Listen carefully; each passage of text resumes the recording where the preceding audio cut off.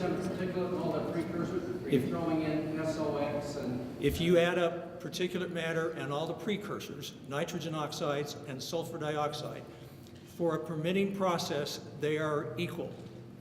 That's about 39,000 tons emitted into Salt Lake County. Rio Tinto emits a little over 12,000 of those tons. That percentage is not 6%. It's similar to what we said before, which is about 30%. Okay, they say that they think of the mine and the partial change to natural gas as a package. They say the total package will reduce their total pollution by 9%. This is absolutely not true. The contribution of the coal plants is a small part of the overall contribution of the mine. That's moving ore, that's diesel fuel from trucks, that's wind across tailing ponds. The package is what the mine does. The power plant is actually a small part of this total package. Okay, now, is it simply a factual problem? If in fact it will reduce it 9%, then are all you guys for it? No. Well, now, hypothetically, say that it will. But let me dive into that just a little bit more. Here's one thing that there's no dispute about. Right now, they're not generating their own electricity during the winter, during the 4 worst months of the year. This proposal includes allowing them to generate their own electricity here from natural gas plants. They're cleaner than coal in some respects, but they're not clean. They emit a lot of nitrogen oxide compounds. So even they will not dispute that during the worst 4 months of the year, this transition to natural gas and again, this is only 60% of their coal generating capacity, not the whole package, just 60%. Even that will increase our pollution during the worst 4 months of the year. Add to that the increased mining activity, it's a double whammy. They say that their current permit runs through 2019. If they don't get another permit, as Mr. Weber said, they'll probably shut down. I take it you guys think that would be good. We'd all be healthier. We'd all be better off if we shut. It's fair to say, shut them down.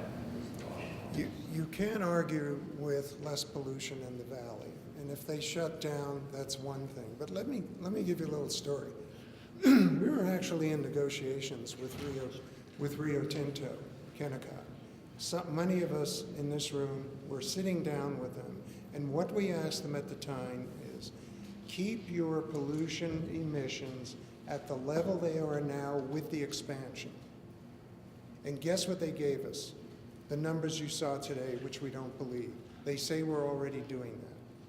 So what we asked originally, stop where you are, spend the money out of the $14 billion, and keep pollution at the same level it is now. And they said, well, we are, and we broke off, and here we are giving you what we think are the real numbers. I don't think I've heard an answer about, are you shutting, is your policy proposal to shut them down? What have they done with other large open pit mines by other populations of 1.8 million? I'm not in any way saying they should stay open or shut down. There aren't any. Okay, so you won't say shut down, but you'll say why not shut down.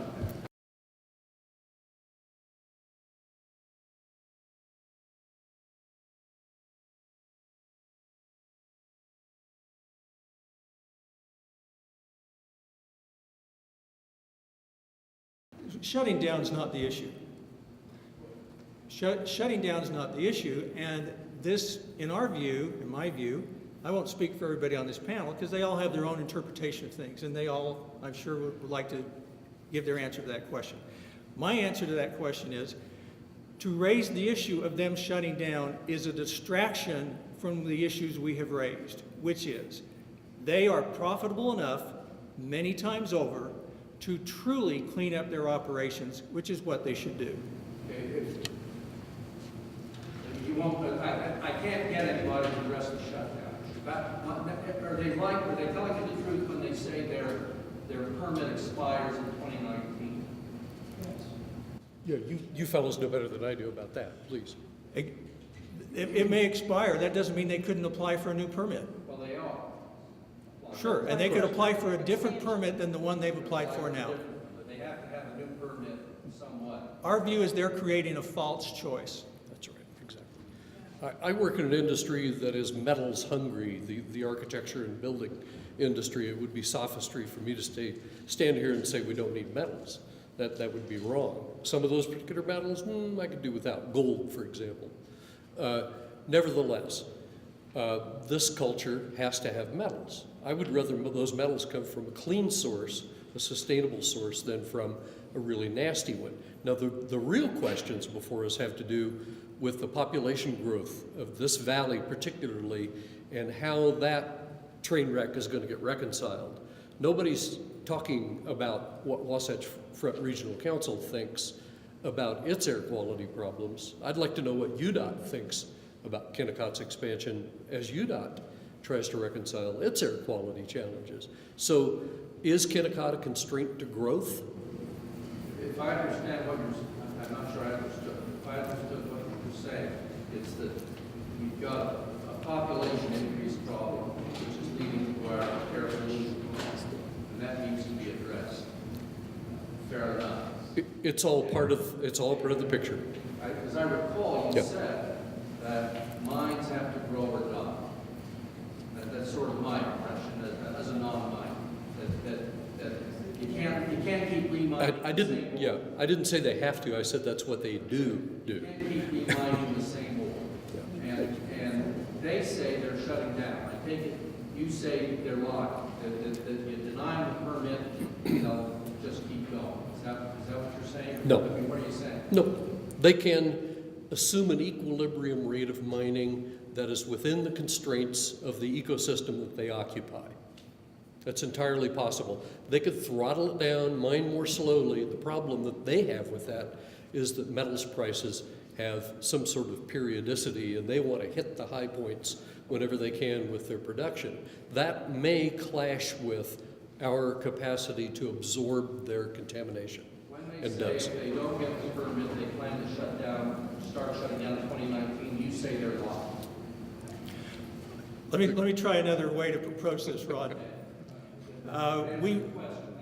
We mentioned the example of the Chevron oil refinery, the second largest single industrial source of air pollution, but an order of magnitude smaller, 1/10 of the overall emissions. They are in the process right now of spending $400 million to clean up their emissions. Rio Tinto could generate all their electricity from wind and solar with that amount of money.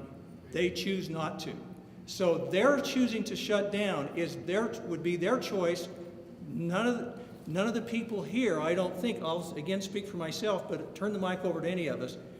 We're not asking for that. We're asking for an investment in clean, renewable energy. That's certainly not what I heard here.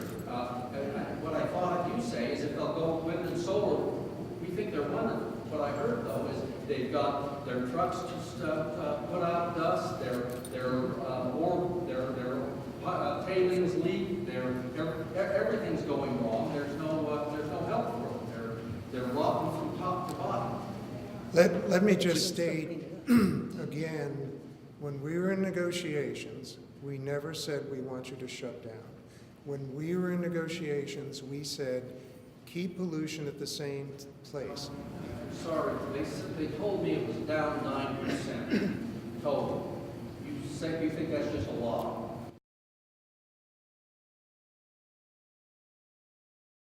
It's not true.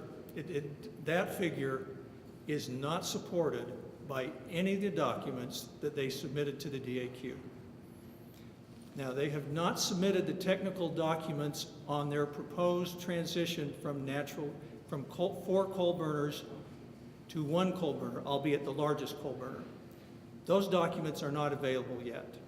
So they're talking about a different thing than what we're talking about here. We're talking about the first stage of the process, which is the permit for the mine expansion. If they see it as a package, power plant and mine, if that's a total reduction of 9% you guys have. Absolutely not. That's fictitious. Okay, you won't even think that it No. might be true. No, it doesn't add up. Consider it as a hypothetical. It doesn't add up from the standpoint of the technical documents that have been submitted. It doesn't add up from the standpoint of common sense for the reasons we just mentioned. During our 4 worst months of the year, unequivocally, they can't argue this. The pollution will be worse from them. I don't know about seasonality. Around 9% reduction is what they say. And we don't believe that either. They say they're lying. No, we don't believe that either.